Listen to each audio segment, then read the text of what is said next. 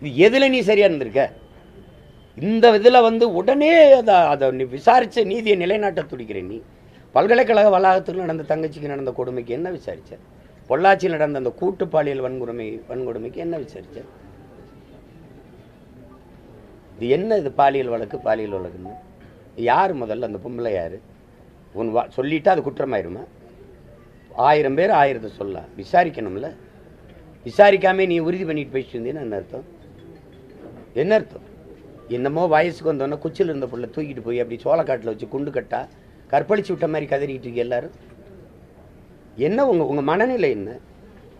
இதே சீமான்யா ஒரு சாதாரண இயக்குனர், அவருக்கு ஒன்றும் மதிப்பு இல்லை, படங்களும் இல்லை, வீட்டில் இருக்கிறேன், இந்த மாதிரி வழக்க நீ எடுத்து பேசுவியா? நீ ஒரு முழு அதிகாரம் சேர்ந்து இதுக்கு சுத்துறிய. ஏன்னா என்னை பார்த்து நீ நடுங்கிட்ட, என்னை சமாளிக்க முடியல, என்ன செய்யறதுன்னு தெரியல. நான் எடுத்து வைக்கிற கருத்துக்கு அரசியலுக்கு என்னோட மோதி ஜெயிக்க முடியல. அப்பப்போ ஒரு பொம்பளை கொண்டாந்து முன்னாடி நிறுத்துற தானே. வேற என்ன காரணம் சொல்லு? என்ன இதில் நடக்குது சொல்லு? என்னமோ அப்படியே கல்லூரியில் படிச்சிருக்க பிள்ளைய நான் விருப்பமே இல்லாமல் கடத்திட்டு போய் இந்த கற்பழிச்சு விட்ட மாதிரி. என்னங்கடா உங்கள் நாடகம்? என்ன விளையாட்டு பண்ணுறீங்க நாட்டில்? இதெல்லாம் என்னைய கேட்குறது எதுக்கு? பெரியாரை பற்றி பேசிட்டு இருக்கிறீ? இப்போ போய் எவ்வளவோ மக்கள் பிரச்சனை இருக்குது மகாராசா, எவ்வளவோ மக்கள் பிரச்சனை இருக்குது, அதெல்லாம் பேசலை. எவ்வளவு திமிரோடு இருக்கேன் பாரு. என்னை நீ சமாளிக்க முடியல, என்னை எதிர்த்து நின்று அரசியல் செய்ய முடியல. இவ்வளவு அதிகாரம், படைபலம், ஓட்டுக்கு காசு கொடுக்காம 10,000 ஓட்டு ஒரு தொகுதிக்கு வாங்க முடியுமா? எதுக்கு பெரிய கட்சி? உண்மையிலே பெரிய கட்சி நான் தான். நானா நீங்களானா நான் தான் பெரிய தலைவன். ₹1 காசு இல்லை, ஒரு பிள்ளைகளுக்கும் பின்புலம் இல்லை. எளிய பிள்ளைகள் நாங்கள். ஒரு தொகுதிக்கு 20,000, 15,000, 28,000, 22,000 இப்படி வாக்க வாங்கி வச்சிருக்கோம். நீங்க நின்று பாருங்க. தனியா 234 வேட்பாளர் போடுங்க பார்ப்போம். திமுக போடுங்க. இந்தியாவின் நம்பர் 1 முதல்வர் போடுங்க. 234 போடணும். ஆனால் தனியா போடணும். மனச்சான்றுக்கு விரதம்னா ₹1 நேர்மையாளர்கள் மாறி ஆட்சி செஞ்சிருக்கேன் உங்க அப்பா காலத்திலிருந்து.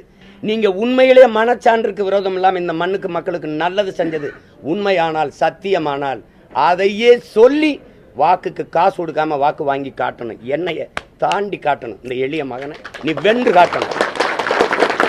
நீங்களும் 234, நானும் 234. 26 தேர்தலில் கூட்டணி எதுவும் கூடாது. உன் கருப்பு சிவப்பு கொடி என் தலைவன் ஏந்தி, என் பாட்டன் சோழன் ஏந்திய புலிக்கொடி. நான் சண்டை போடுவோம். திராவிடரா தமிழரா போடுவோம். கருணாநிதி மகனா, பிரபாகரன் மகனா மோதுவன் களத்தில் 2 பேர். மற்ற கட்சிகள் இருக்கட்டும், நம்ம 2 பேருக்கும் போட்டி நின்றுவோம். ஆனால் வாக்கு காசு கொடுக்காது. நான் ஆட்சிக்கு வரல, எனக்கு சாதனைன்னு ஒன்றும் சொல்லிக்கிறல. நான் வந்தா செய்வேன் தான் என் மக்கள்கிட்ட சொல்ல முடியுது. நீங்கள் வந்திருக்கீங்க, செஞ்சுருக்கீங்கல்ல, சொல்லி கேளுங்க. உங்களை மாதிரி உங்கள் அப்பா முதலமைச்சர் அப்படி நான் வந்தவன் இல்லை. சாதாரண விவசாயி மகன். எனக்கு ஒன்றும் கிடையாது. மக்களிடம் இருந்து மக்களின் துயர துன்பங்களை சுமந்து மக்களுக்காக வந்த மகன். என்னை சமாளிக்க முடியல, ஒன்றுமே பண்ண முடியாது. நீங்கள் எத்தனை வழக்கு, எவ்வளவு அழுத்தம் கொடுத்தாலும் அஞ்சுற ஆள் கிடையாது, பயப்படுற ஆள் கிடையாது. இந்த சும்மா குண்டு வீசுறது, பெட்ரோல் குண்டு, நிஜ குண்டு வீசும்போது ஊடறுத்து போய் என் தலைவனை சந்திச்சு வந்தவன் நான். எனக்கிட்ட வந்து பூச்சாண்டியெல்லாம் விட்டுறணும். வருவேன்னா வருவேன். 11 மணிக்கு வந்தேன் முடியாது. நான் நினைக்கும் போது தான் வருவேன். என்ன அப்படி எந்த இடத்துல நேர்மையாக நின்று நீங்கள் எல்லாம் விசாரித்து முடிச்சிருக்கீங்க? தம்பி ஆங்ஸ்டாம் கொலையில் எத்தனை மாதமாக விசாரிக்கிற? 3 பேரை சுட்டா ஏன் சுட்டான்னு கேட்டால் விளக்கு இருக்கா?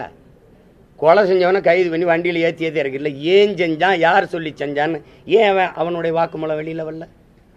ஏன் வரல? ஞானசேகரன் ஒரே ஆள் தான் அந்த பாலியல் அந்த குற்றச்செயலில் ஈடுபட்டாரா? அப்போ அந்த சார் அப்படிங்கிறது எந்த சார்? அப்போ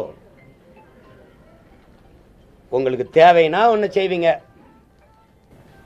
எதில். ஆனால் நீங்கள் எல்லாரும் கவனத்தில் வச்சுக்கிறீங்க, இந்த அதிகாரம் நிலையானதுன்னு நினச்சி வேலைகளை செய்யாதீங்க. காலச்சக்கரம் வரலாறுங்கும் சுழன்று கொண்டு தான் இருக்குது, பார்த்துக்கிறீங்க.